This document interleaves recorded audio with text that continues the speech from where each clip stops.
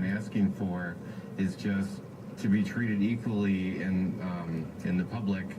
And the reason why we're here today is because we've heard so many stories of discrimination nationwide over the past 5 years. And, you know, we're standing up for ourselves in this, but we're also standing up for all these other people. They don't have to go through the same thing that we had to go through. Go ahead, Dan. Sorry, I would also just like to add that, you know, religious freedom is fundamental and essential to our country, and that's why it's protected in the Constitution. But you cannot practice your faith in a way that denigrates others or excludes them from public life. You know, and the reality is, this all sounds good, but these guys do not mean a word of what they're saying. That if you open your doors to the public, you have to serve the public equally.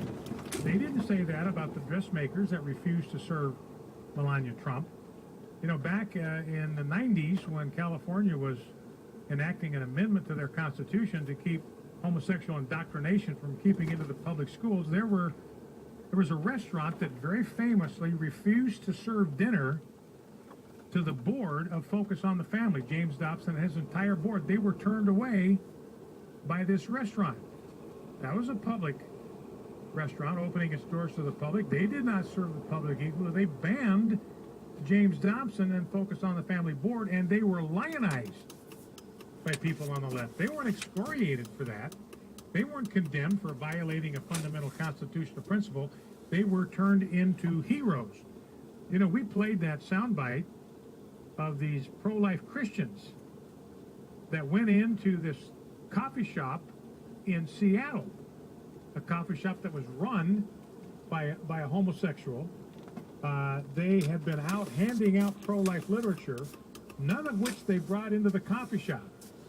It's just that the owner of the coffee shop identified them with the people that were distributing that literature, and they were in fact distributing that literature outside the coffee shop, but they didn't bring any of the literature inside his shop, and he went on an absolute profane tirade and kicked them completely out of his coffee shop.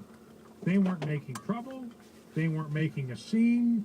They weren't trying to talk to any of his other patrons about abortion or any other such thing.